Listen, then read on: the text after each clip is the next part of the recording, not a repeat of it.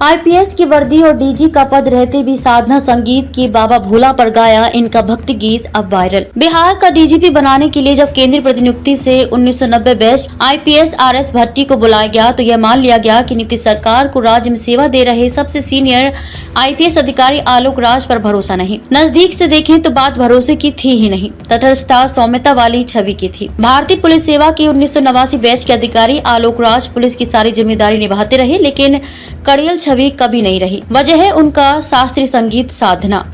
इस सावन अधिक मास में बाबा भोला पर गाया उनका वीडियो गीत वायरल हो रहा है। कृष्ण बल्लभ नारायण और आदित्य आनंद से लंबी बातचीत में उन्होंने संगीत साधना की वजह बताई। कर्तव्य पथ से अलग है शौक, इसलिए ज्यादातर अधिकारी तो मीडिया वालों को घर पर नहीं बुलाते हैं, लेकिन उन्होंने निजी आवास पर बुलाया। क्यों? जवाब दिया, कर्तव्य।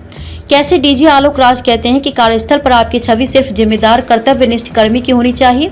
वह कर्तव्य पथ है जिसके साथ समझौता नहीं करता हूँ।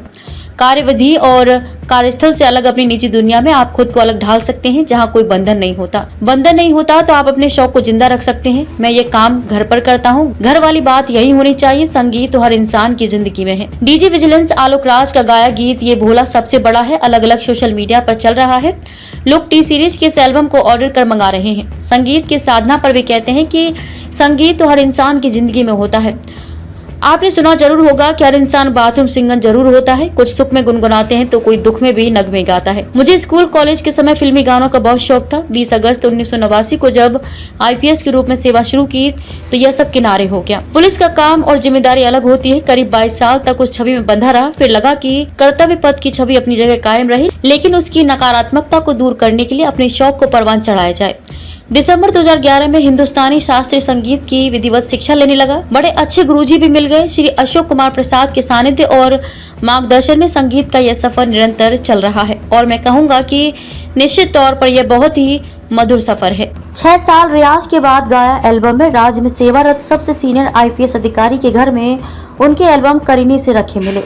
सभी टी सीरीज के ही हैं, लेकिन हर एक एल्बम की कहानी अलग है। हमने उनसे उन कहानियों को भी जाना। उन्होंने बताया कि 6 साल रियाज किया, तब जाकर एल्बम के रूप में गाने की शुरुआत की। 2017 में आया पहला एल्बम साई रचना। उसके बाद देश के विख्यात गीतकार और कवि पद्म भूषण गोपाल दास नीरज से अलीगढ़ जाकर मिला। उनके गानों को राइट्स लिया और फिर एल्बम रिलीज हुआ।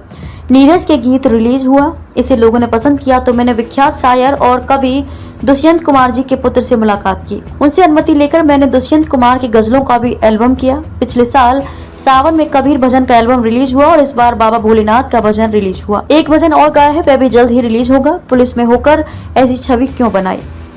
इस सवाल का जवाब उन्होंने बड़ी स्पष्टता के साथ दिया। कहा, दोनों छवि अलग है। कार्यस्थल पर यह सौम्य छवि नहीं और संगीत साधना के दरमियान पुलिस वाला असर नहीं रखता। मेरा ये मानना है कि संगीत इंसान की व्यक्तित्व को पूर्ण करता है। मैं एक पुलिस ऑफिसर हूँ। पुलिस सेवा में एक नकारात्मकता आती है, नेगेटिविटी आती है।